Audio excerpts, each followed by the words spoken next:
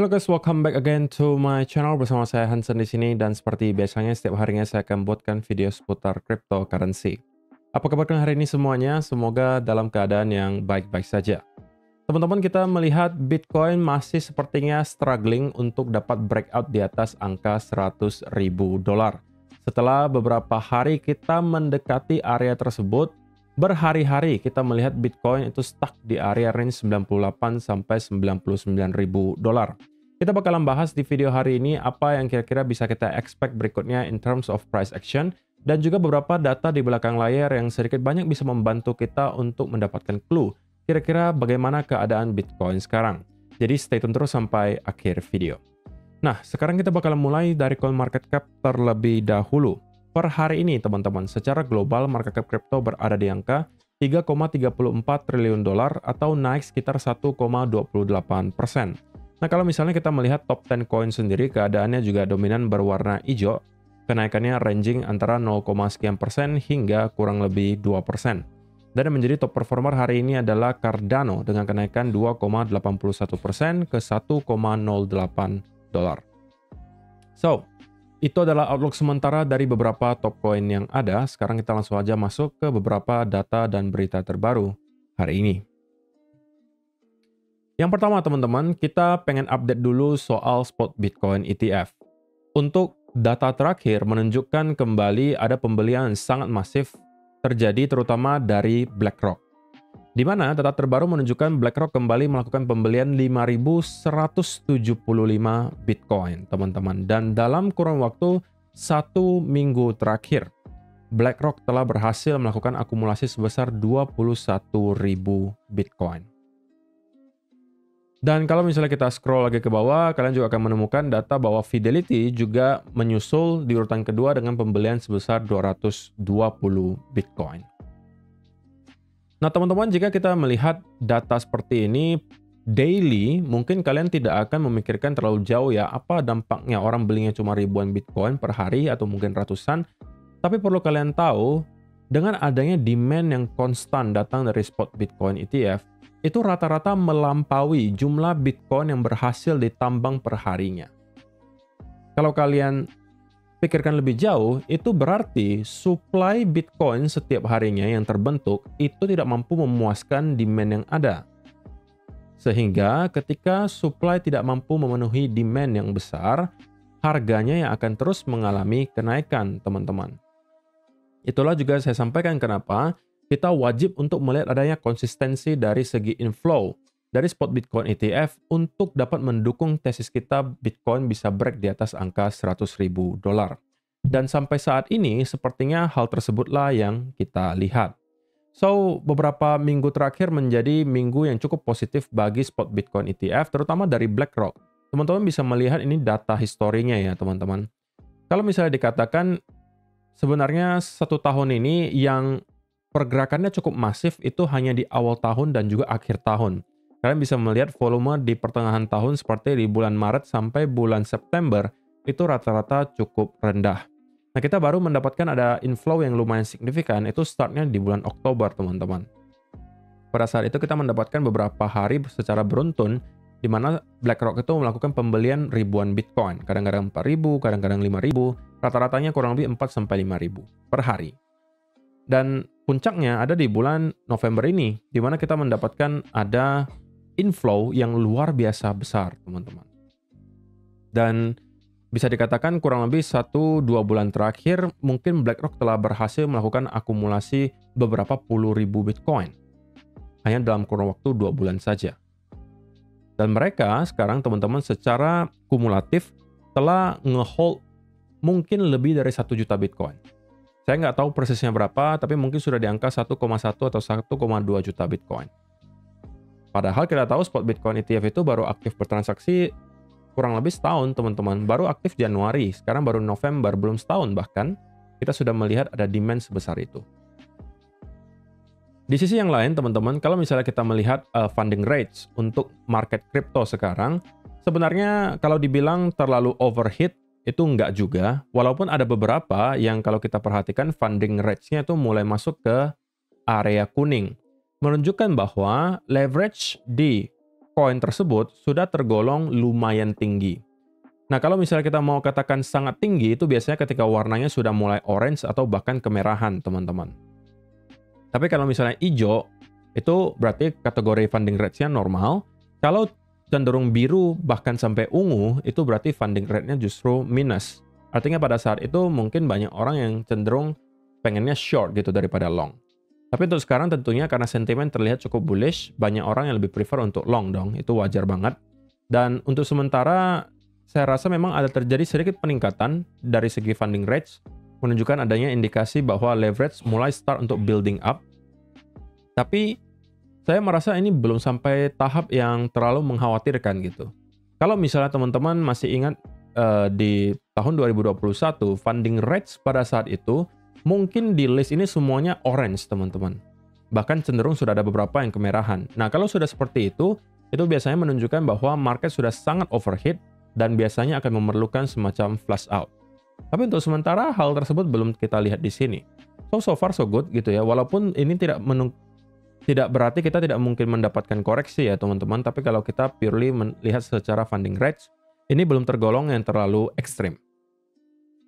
Dan juga yang berikutnya teman-teman, ini juga kembali saya mengulangi ya apa yang saya sampaikan di video kemarin. Kenapa menurut saya secara pribadi Bitcoin harusnya bakalan bisa break dulu di atas area 100.000 sebelum mendapatkan konsolidasi yang lumayan signifikan. Kalau misalnya kalian simak video kemarin, saya sampaikan salah satu alasannya adalah, menurut saya pribadi, pasti akan ada banyak orang yang mencoba untuk short di sekitaran area 100.000. Range-nya mungkin antara 98 sampai 100, orang-orang itu berebut untuk short. Kenapa? Karena bagi mereka mungkin angka 100.000 adalah area angka psikologi yang harusnya merupakan major resistance, dan mungkin menurut mereka akan ada banyak orang yang melakukan taking profit di angka tersebut. Sehingga mereka berlomba-lomba untuk melakukan short dari sekitaran area 98 sampai 100.000 dolar. Nah, buktinya teman-teman kalau misalnya kalian perhatikan liquidation heat map sendiri, ditunjukkan di sini bahwa terdapat banyak sekali tumpukan likuidasi di atas area 100.000 dolar. Bahkan ini hanya dalam waktu 24 jam terakhir, teman-teman. Kalau kita lihat 48 jam terakhir juga terlihat sama ya, terdapat tumpukan yang cukup signifikan di atas angka 100.000. Kalau kita melihat Jumat ketiga harian juga sudah mulai tertumpuk di sekitaran area tersebut, walaupun teman-teman di area bawah juga ada beberapa tumpukan area likuidasi. Oke, tapi menurut saya kalau area-area di bawah tersebut mau disentuh, itu bisa aja terlebih dahulu kita break di atas 100 baru kita bakalan sentuh ke area likuidasi yang di bawah 97.000 ini. Tapi yang manakah kira-kira yang bakalan disentuh terlebih dahulu? Gitu kan? Apakah kita akan sentuh yang bawah dulu baru break ke atas 100.000, ataukah 100.000 dulu yang bakalan disentuh baru kita nyampe ke area bawahnya? Nah itu mungkin bisa kita cari konfirmasinya dari segi price action teman-teman. Kalau misalnya kita perhatikan untuk sementara, Bitcoin memang cenderung beberapa hari terakhir terus mencoba untuk membentuk high yang baru. Tetapi tidak bisa dipungkiri teman-teman, kenaikan tersebut tidak lagi terlalu impulsif atau momentumnya tidak lagi sekeras apa yang kita lihat terjadi di sini dan juga di sini gitu ya. Jadi kalau kenaikan yang kita lihat di sini teman-teman, itu cenderung kenaikannya tidak lagi terlalu impulsif. Menunjukkan bahwa antara pertama buying pressure sedikit berkurang, atau yang kedua, selling pressure di area ini jauh lebih besar jika dibandingkan dengan area-area 80.000 atau bahkan 90.000 awal di sini. Jadi ada dua reason atau dua alasan kenapa hal ini bisa terjadi. Antara selling pressure-nya sekarang mengimbangi buying pressure, atau memang buying pressure-nya yang berkurang, sehingga kita melihat kenaikannya tidak terlalu signifikan. Nah, kalau misalnya kita mau melihat Bitcoin untuk meliquid orang-orang yang dibawa terlebih dahulu baru kita akan kembali naik, maka satu hal yang mungkin harus kita lihat terjadi ke Bitcoin adalah breakdown dari area trendline di sini teman-teman. Kalau misalnya kalian perhatikan sekarang, kita sedang membentuk ya semacam channel lah, kalian bisa katakan seperti itu, ya kan? Dan ini adalah area lower trendline-nya. Nah kalau misalnya kalian yang typical trader lebih konservatif, maka mungkin tidak bisa menggunakan trendline tersebut ya. Mungkin trendline ini yang akan kalian pakai yang di sini. Kalau misalnya kalian tergolong trader yang konservatif. Tapi kalau saya, mungkin saya lebih prefer kalau misalnya nih saya tertarik untuk mencari peluang scalping short katakanlah. Maka trendline inilah yang akan saya manfaatkan. Walaupun saya perlu ingatkan teman-teman, kita sekarang berada di weekend, otomatis volume perdagangan kemungkinan tidak akan terlalu besar, dan itu biasanya tidak ideal untuk kita paksa trade. Nah, tapi kalau misalnya kalian nekat, maka mungkin ini adalah setup yang bisa kalian pertimbangkan. Tapi, short setup tersebut teman-teman baru akan tervalidasi apabila kita berhasil untuk breakdown di bawah trend line, dan close minimal beberapa candle 15 minute di bawah area trend tersebut, dan itu mungkin bisa menjadi trigger. Targetnya di mana? Targetnya bisa di beberapa tempat teman-teman. Menurut saya minimal kita akan kembali ke area 95-an, oke? Kemudian ke area 93-an. Bisa aja kita mendapatkan semacam flush out sebelum pada akhirnya kita start untuk kembali naik ke atas. Flush out-nya tidak akan bisa kita tebak kapan terjadinya teman-teman. Cuma kita bisa perbesar probabilitasnya dengan cara melihat trendline ini gitu. Tapi ini tidak boleh kalian eksekusi apabila kita tidak melihat ada breakdown di bawah area trendline tersebut. Oke? Dan kalau misalnya yang terjadi berikutnya kita terus rebound seperti ini, ya kalian nggak boleh melakukan short karena berarti tidak tervalidasi untuk short setup-nya, kan begitu. Dan kalau misalnya kita terus breakout ke atas, saya rasa kita akan, kalau kita 100.000 mampu kita lalui ya teman-teman, saya rasa tidak akan berhenti di sana. Kita akan mungkin start menuju ke 102, 103, 104, atau bahkan 105 dalam waktu yang singkat gitu ya. Dan barulah pada saat itu kita mungkin akan start untuk mendapatkan konsolidasi yang besar. Jadi pergerakan besar berikutnya untuk Bitcoin akan bergantung kepada tren ini menurut saya. Untuk sementara kita masih sepertinya mencoba untuk bisa breakout ke atas. Oke, saya sih lebih prefer kita breakout dulu ke atas daripada ke bawah ya teman-teman. Karena kalau kita langsung ke bawah dari sini, apalagi dalam keadaan weekend gitu ya, likuiditas itu biasanya kecil, otomatis kalau misalnya kita drop, dan kemudian menciptakan panic selling, itu bisa membuat Bitcoin drop cukup dalam. Karena perlu kalian tahu, order book itu sangat mempengaruhi. Kalau misalnya order booknya lagi tipis di weekend, dan kemudian ada orang yang berlomba-lomba jualan, harga Bitcoin bisa turun sangat drastis dalam waktu yang singkat. Dan itu mungkin tidak akan berpengaruh sama sekali untuk teman-teman yang merupakan investor ya, karena ini mungkin hanya akan menjadi pullback sementara. Tapi kalau untuk teman-teman yang traders dan sekarang mungkin lagi mempunyai posisi untuk long, ya kalian harus berdoa hal tersebut tidak terjadi gitu. Dan memang sudah seharusnya juga teman-teman kalau misalnya mau trading dalam keadaan seperti ini, pastikan kalian sudah menerapkan risk management yang baik.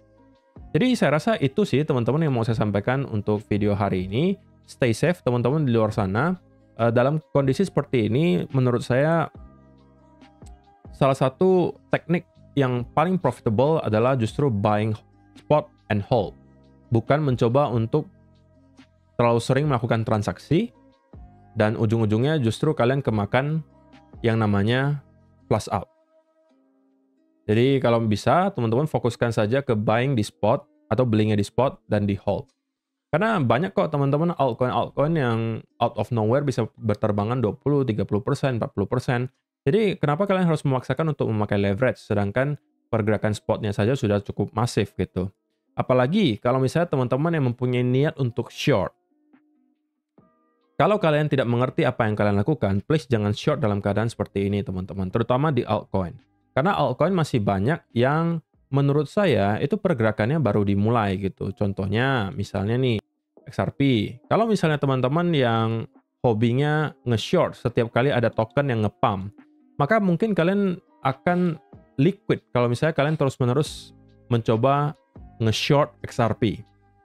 XRP teman-teman kalau kalian perhatikan di 1 hour chart itu sudah naik luar biasa kencang. Nah kalau misalnya ini asumsi ya teman-teman, kita melihat XRP naik dari 0,5 kemarin sampai ke 0,85.